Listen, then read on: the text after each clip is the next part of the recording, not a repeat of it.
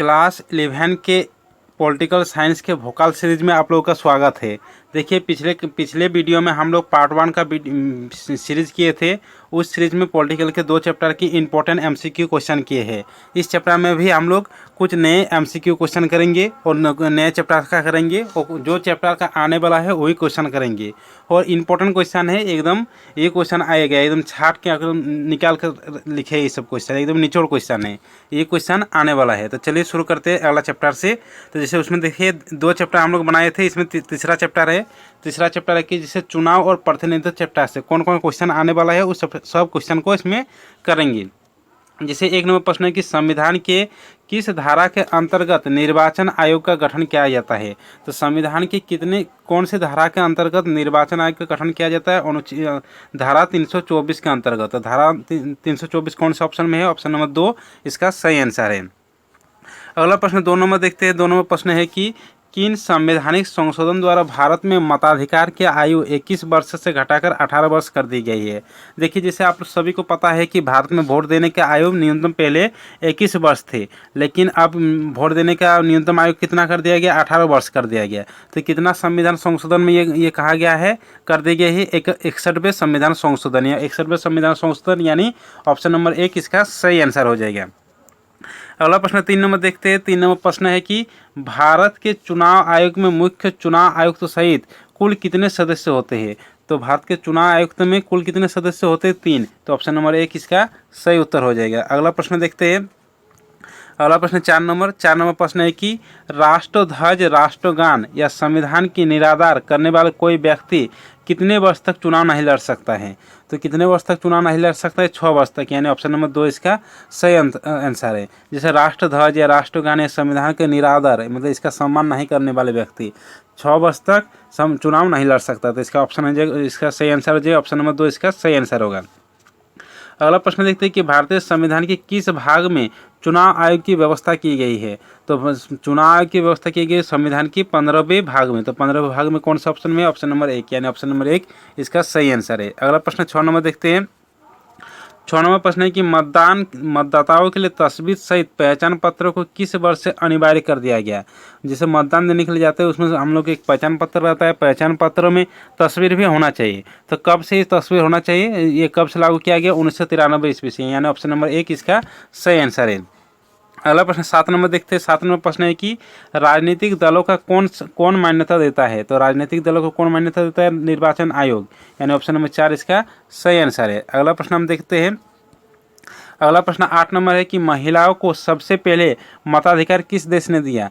तो मतलब आप लोग को पता है कि सबसे पहले तो महिलाओं को वोट देने का अधिकार नहीं था, उसके बाद अभी वर्तमान समय में तो महिलाओं को भी वोट देने का अधिकार है। तो सबसे पहले मताधिकार महिला को किस देश में दिया गया था वोट देने का अधिकार? न्यूजीलैंड में, यानी ऑप्शन नंबर 2 इसका सही उत्तर है। अगला प्रश्न 9 नंबर है। 9 नंबर प्रश्न है कि व्यावसायिक प्रतिनिधित्व का सबसे बड़ा समर्थक कौन है?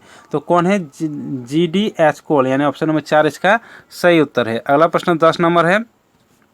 10 नंबर प्रश्न है कि किसने सावधान क्या कि यदि चुनाव में भ्रष्टाचार होगा तो क्रांति यानी विनाशक घटना हो जाएगी। ये कथन किसके द्वारा कहा गया था? ये कथन कहा गया था अरस्तू के द्वारा, यानी ऑप्शन नंबर 2 इसका सही उत्तर है। अगला प्रश्न 11 नंबर है।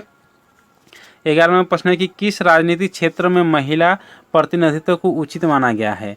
तो JSL मिल के प्रतिनिधित्व में महिला को प्रतिनिधित्व को उचित माना गया है, यानी ऑप्शन नंबर 4 इसका सही उत्तर है। अगला प्रश्न 12 नंबर है।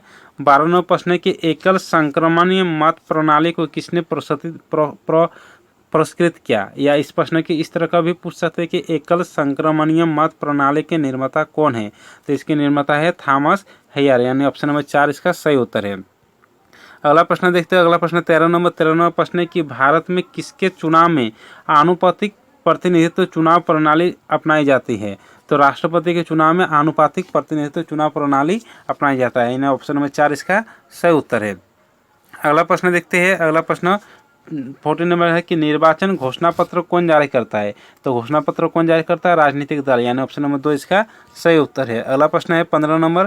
15 नंबर प्रश्न है कि महिला प्रतिनिधित्व का समर्थन किसने किया? तो महिला प्रतिनिधित्व का समर्थन किया बैंथम के JS मिल के द्वारा, यानी JS मिल इसका ऑप्शन नंबर 3 इसका सही उत्तर है। अगला प्रश्न है 16 नंबर की सूची प्रणाली किस देश में प्रचलित है। तो सूची प्रणाली प्रदर्शित है, सूची प्रणाली वर्णित है। तो सूची प्रणाली देखिए, पहले सूची प्रणाली बहुत सारे देशों में प्रचलित थी, लेकिन वर्तमान समय में सूची प्रणाली प्रचलित है ब्रिटेन और अमेरिका देशों में। तो ब्रिटेन तो यहाँ पर ऑप्शन में नहीं है, अमेरिका है, तो यानी इसका आंसर जो अमेरिका है, ऑप्शन नंबर 4 इसका सही आंसर है।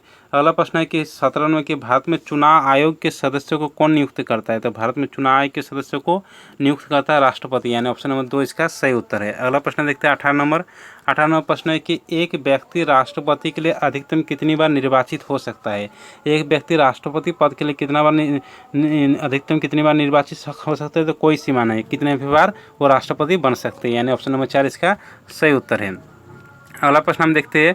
अगला प्रश्न 19 नंबर प्रश्न है कि यदि राजनीतिक दलों के चुनाव चिन्ह संबंधी कोई विवाद हो जाता है तो उसका निदान कौन करेगा।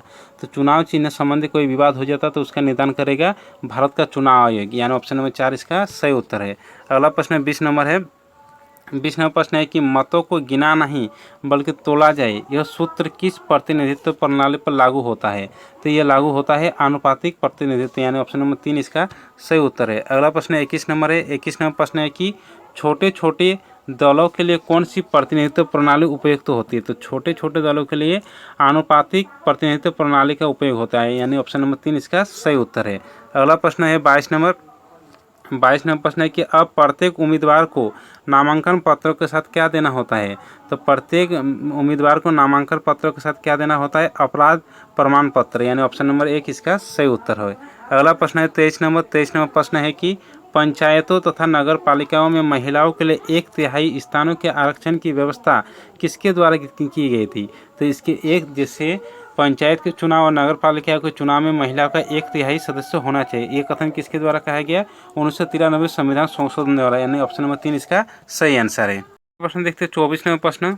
24 नंबर प्रश्न यहाँ पर है कि चुनाव आयोग की कार्य कहाँ निहित होती है। तो चुनाव आयोग की कार्य होती है संविधान की धाराओं में भी, संसद द्वारा निर्मित कानून में भी, सर्वोच्च न्यायालय के निर्णय में भी। तो इसका आंसर हो जाएगा ऑप्शन नंबर 4, यानी इनमें से सभी। अगला प्रश्न 25 नंबर है।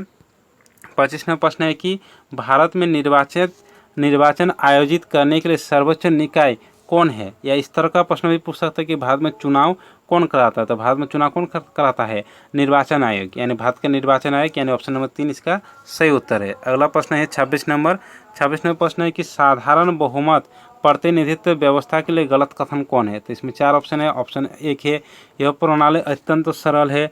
ऑप्शन 2 है इसमें विकल्प चुनने में कठिनाई नहीं होती। ऑप्शन 3 है इसमें चुनाव परिणाम निकालने में कठिनाई नहीं होती। ऑप्शन 4 है यह प्रणाली बहुत खर्चीले है। तो इसमें कहा गया है कि गलत कथन कौन है। तो गलत कथन यही है कि यह प्रणाली बहुत खर्चीली है। तो ऑप्शन नंबर 4 इसका सही उत्तर है। अगला प्रश्न 27 नंबर है। 27 नंबर प्रश्न है कि फास्ट द पोस्ट प्रणाली में कौन प्रत्याशी विजेता होता है। तो फास्ट द पोस्ट प्रणाली में चुनाव क्षेत्र में अन्य प्रत्याशी से ज़्यादा मत प्राप्त करने वाला इसमें विजेता होता है। तो ऑप्शन नंबर 4 इसका सही उत्तर है। तो देखिए इसके 3 चैप्टर भी हो गया।